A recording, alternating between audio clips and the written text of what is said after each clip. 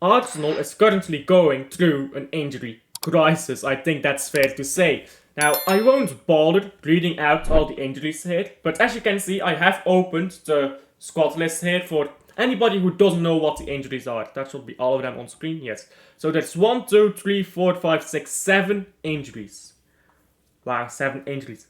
And 4 of them are with defenders, which is a bit worrying, but Merino was injured until recently, so that would have been 8 injuries then.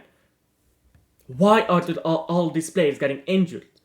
Now, if you have a guess down below, do go ahead, but in my opinion, the reason is very simple. The reason is very simple in my opinion. Now, by this point, you should have been able to read that.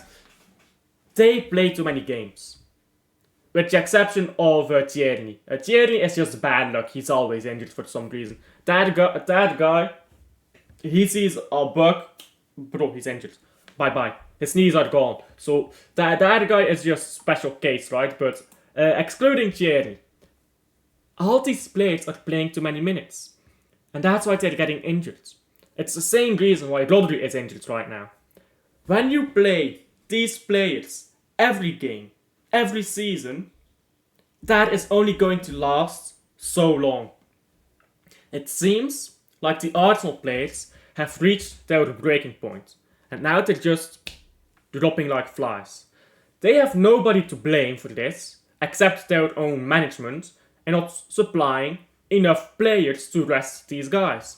Saka is not undroppable because no player is.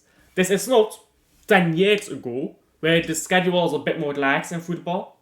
We are in a modern age where these footballers are playing constantly. And there are a lot of people who think that footballers just whine about having to play 3 games a week, which is usually because they have never played football themselves, they've never gone outside and touched a fucking pitch. Let me tell you, as somebody who has played football, who has gotten injuries from football, playing 90 minutes, high intensity, destroys your body.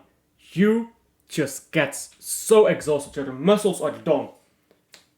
For the next 1 or 2 days, you're in recovery. So if you have to play again, 3 days later, oh, here we go again. And again, and again, and again, and again, a whole season long. Then when you finally get a break, it's international football. Then you come back again, voila, you go through with the season again. And how long can you keep that up until something in your body gives away? Well, I can't keep it up for fucking a full season of amateur football. So I can imagine that, because my legs are very bad, by the way. I have a condition in my legs. It's irrelevant, but I can't keep that up for amateur football season. Then what about these professionals? What about these professionals? Can you really expect them to just keep going? You can't. And that is what you are saying now. Bukayo Saka, great player, sure. But he has not been rested enough. And now, he's down. Martin Odegaard, great player, not been rested enough. He's down for the count. If this continues for Arsenal, I think people are kind of missing the point with this injury crisis, because Arsenal are going to pick up points in the first half of the season. It's the second half of the season that I'd be worried about, when all your injured players come back. How does that make sense? Well, those injured players are gonna need time to get back in rhythm. At the same time, even if that is only 2 weeks, by the way, at the same time, your entire bench is run into the mud, tired already. Currently, Arsenal is already tired. Partey, Saliba, Gabriel are already tired. The season has only begun, and they are already tired because they have had a few grueling games and they could not make substitutes to get rest. By the halfway point of the season, and now I'm not saying that this will happen 100%, but I'm saying that this could happen. These players are going to be so tired that Arsenal is going to start dropping points in the stupidest, silliest of games. I'm talking about Wolverhampton away. I'm talking about Southampton away, but I think you've already played them, so. But this is the type of games that I'm talking about. These really silly games where your players are just tired and mentally, they need a break. They need a break. They've been playing every week now for 3 seasons in a row. And then they come up against Southampton, against Wolves. We can take it a bit slower here. We're supposed to beat them. They scored. We need to get back into this. They scored a second. And then it's just, you're too tired. Sure, Arsenal is strong mentally, sure. But when you're that tired, just back from injury, try to put yourself in the shoes of the player. You're just back from injury, you're tired, you want a break, and you're losing. You just want to get the game done with, don't you? You just want to get it done with.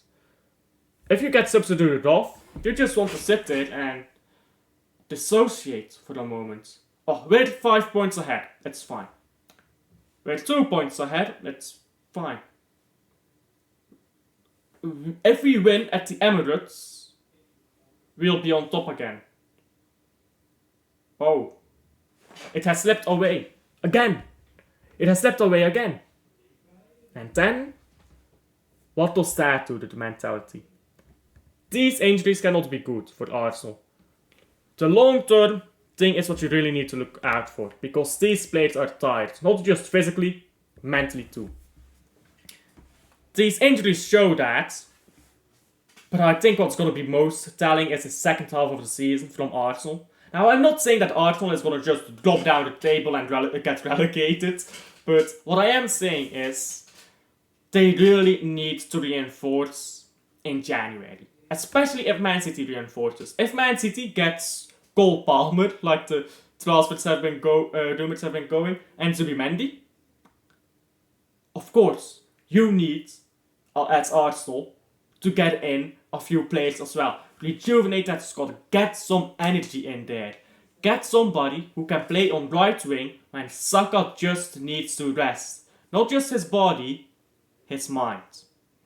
So that he can focus on that title race, on that final stretch of the season. That is why Foden was so good for Man City last season. He played nowhere near the minutes that Saka does. But at the end of the season, he was balling. He was fresh. So he was able to ball. You're not going to get that from Saka unless you get him the rest he needs until that last phase of the season. But that's just my opinion. So tell me your opinion down below. Tell me why I'm right, wrong, or whatever. Tell me what you think about this as an Arsenal fan. Are you worried about your injuries right now? Who do you want in the January window if you want somebody? Thank you for watching to the end. Like and subscribe if you haven't already. Helps the channel out a ton. We're very close to 400. We've been just staggering on this subscriber count recently. Please help me get to 400. It's very annoying. It's really getting annoying at this point. But thank you to everyone who does subscribe. I appreciate it a ton. I'll see you guys on the next one. Bye.